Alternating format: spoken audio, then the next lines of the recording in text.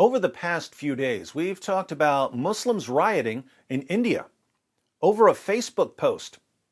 And we've talked about a singer in Nigeria being sentenced to death over a song.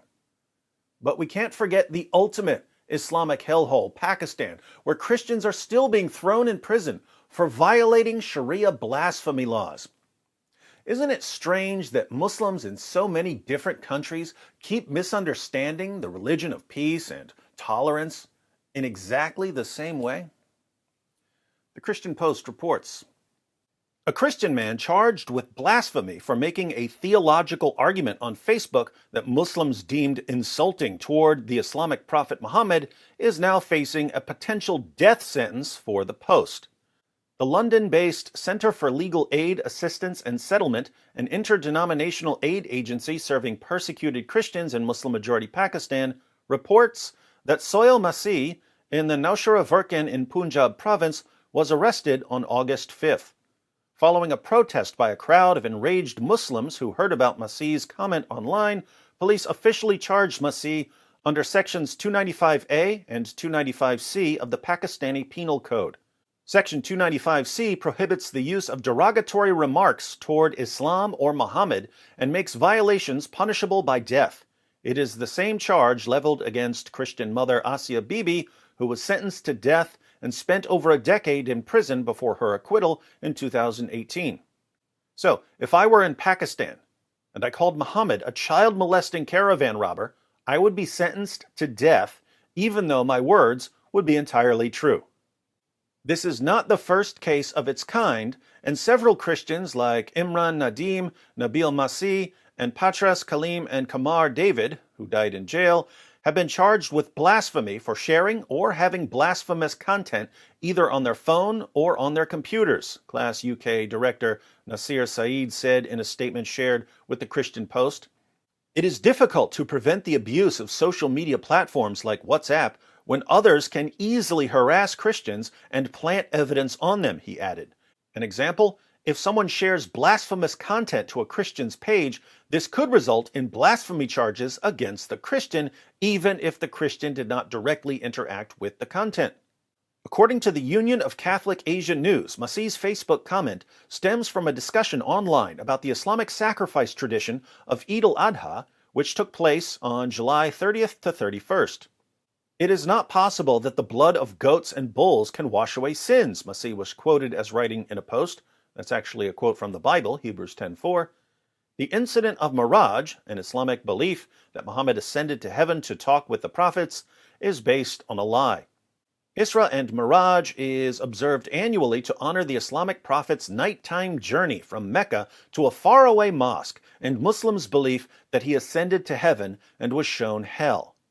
So, a Christian said that Muhammad's so-called night journey, where he supposedly took a magic donkey ride to Jerusalem, was a lie.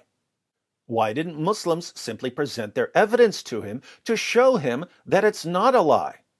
Because they couldn't. The story is ridiculous and contradictory, but if you challenge the story, they can sentence you to death in Pakistan, aka the devil's armpit. A local mosque worship leader named Allama Muhammad Abdul Sattar filed a criminal report against Masih, UCA News reports. The culprit shared the post with two people. They visited my madrasa and showed it, Sattar was quoted as claiming. Masih mocked the Miraj incident and the sacrifice, which is a principle of Islam. Muslims were extremely hurt. So, two Muslims had their feelings hurt by a Facebook post. Therefore, a Christian has to die. Welcome to Islam, a religion actively defended and promoted by Western politicians, journalists, educators, and actors. The Punjab Assembly recently passed the Tahaffuzi Bunyadi Islam bill that prohibits the publication of objectionable material.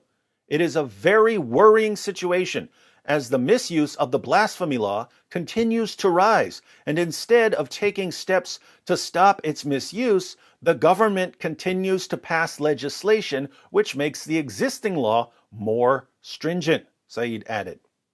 More stringent. I guess they realized that their previous blasphemy laws weren't stringent enough. Way to get your priorities in order, Devil's Armpit. Class UK reports that local Christians in the area are scared. I wonder why. In the past, there has been societal backlash toward Christian communities in Pakistan after blasphemy allegations. The organization pointed to past mayhem in communities like Godhra, Sangwell Hill, and Joseph Colony, where infuriated masses attacked and burned several houses and churches, as well as killed several people. Police officers were deployed to protect the Christian community in Nowshera Verkan after the accusation against Masih, according to Class UK. Notice what Islam does to the world and to people's ability to understand right and wrong. That man criticized Muhammad on Facebook. He has to die. That man sang a song. He has to die. That man drew a cartoon. He has to die. That woman dressed the wrong way. She has to die. We're going to kill you and burn your houses and rape your women until you see the beauty of al-Islam. That's what happens in Muslim countries. People in the West are supposed to know better. We're supposed to be enlightened. We're supposed to love freedom and human rights. But as soon as someone in the West speaks out about Sharia, Muslims reply, it's racist to object to Islamic law. Stop being bigots. Stop being fearmongers. Stop spreading hate. And politicians and journalists and educators and entertainers submit faster than the victims of Sharia who are being slaughtered in Muslim countries. A reporter in the United States or Great Britain will submit to Islam to avoid being called a name. A Christian in Pakistan won't submit when a mob of jihadis surround his house and burn it down with him inside. How enlightened are we in the West when our institutions are filled almost entirely with morons and cowards? How much do we really care about freedom and human rights when our entire civilization trembles before the decrees of an illiterate 7th century Arabian warlord who won followers by promising them an eternity of deflowering virgins in paradise?